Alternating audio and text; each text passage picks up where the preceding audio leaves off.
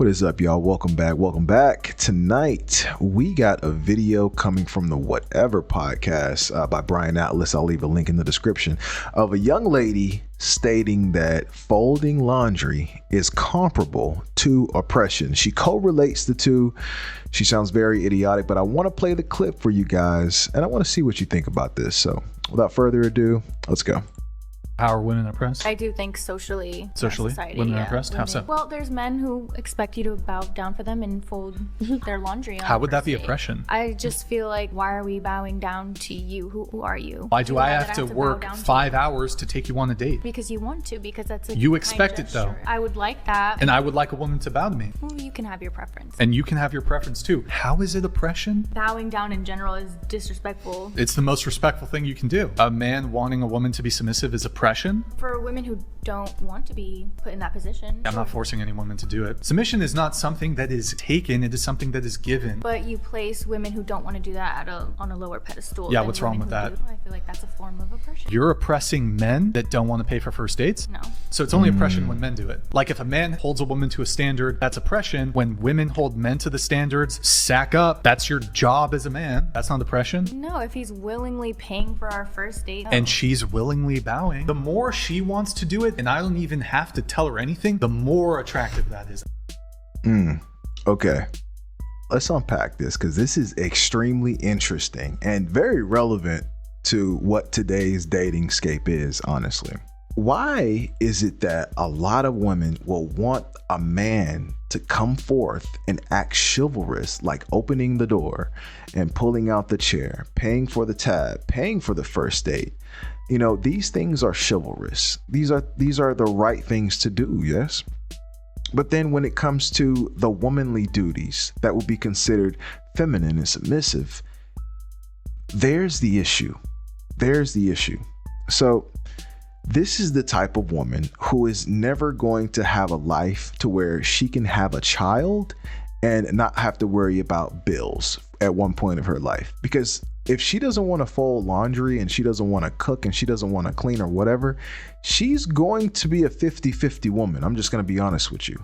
I mean, any woman that's not going to perform woman or wifely duties around the house is going to end up going 50-50 with her man. There's no ifs, ands, or buts about that.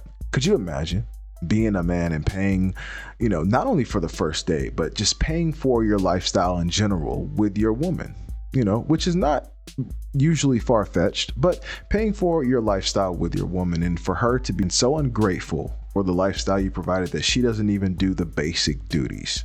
While you're working, bringing the bacon home, she's not cooking for you, cleaning for you, because she sees it as oppression. This is some new age feminist bull. And I'm gonna be honest with you. This type of rhetoric is why modern women are staying single for longer now. I mean, if you look at statistics, modern women are staying single twice as long now than they did 20 years ago. It's because of this rhetoric of, I don't want to be submissive. I don't want to do things for my man. I want to be equal. This is where this whole thing comes from, this whole equal thing. Okay. And I don't know if you guys caught when Brian said, man, why do I have to work 5 hours to take you on a date? He was not joking. The average guy in this country makes around 20 to 25 bucks an hour, guys. Okay. What's the average date cost? When's the last time you went on a date? How much did it cost? About 120, 150 bucks, right? By the time you go get a couple of pieces of chicken from the restaurant and go to the movie theater and come back, that's about 150 bucks, guys. We're not living in cheap society. That small amount of money that you think a man is forking out for that first date is not really a small amount of money to a lot of people. 150 bucks, that's what some people spend in a couple weeks on groceries, especially a single man living by himself. So what you see and what is trending nowadays is women simply taking advantage of the fact that men want to be courteous, men want to be providers, men want to be chivalrous.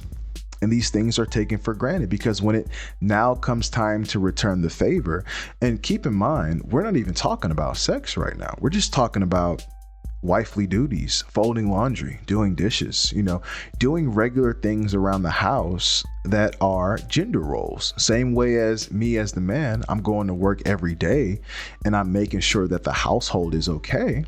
You know what I mean? Even for my guys that are taking the majority of the bills, even for my 80% guys, that's still sufficient. That's still sufficient.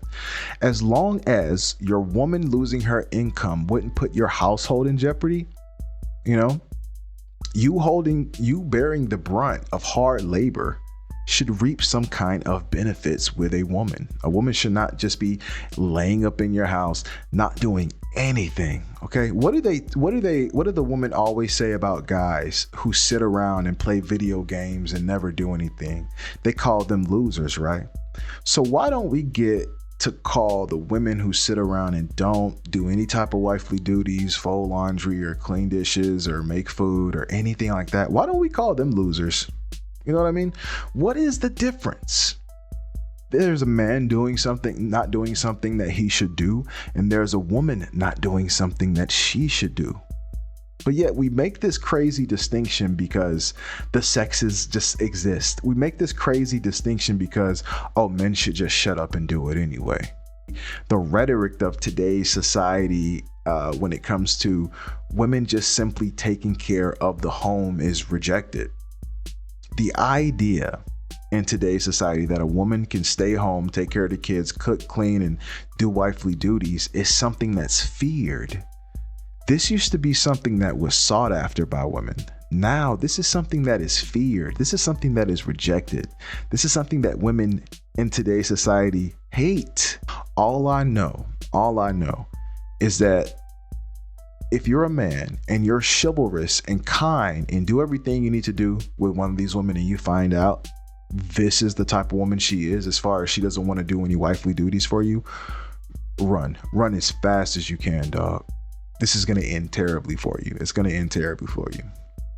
So, and that's why I say, guys, make sure you vet these girls, talk to them when you're on that first date. Hell, even before the first date, ask her view on gender roles. Okay. Asking a woman her view on gender roles before you even go on a first date can be one of the best conversations you could ever have. Because I'm gonna be honest with you. Do you really want a woman that you're paying for all the bills in the house? Do you really want a woman to just be sit up in your house and not do anything? No dishes, no food, no laundry, nothing. Because it's oppression. To oppress. Yo, I be telling you, you guys got your work cut out for you out there, man.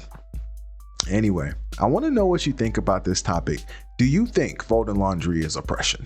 Do you think doing wifely duties is oppression?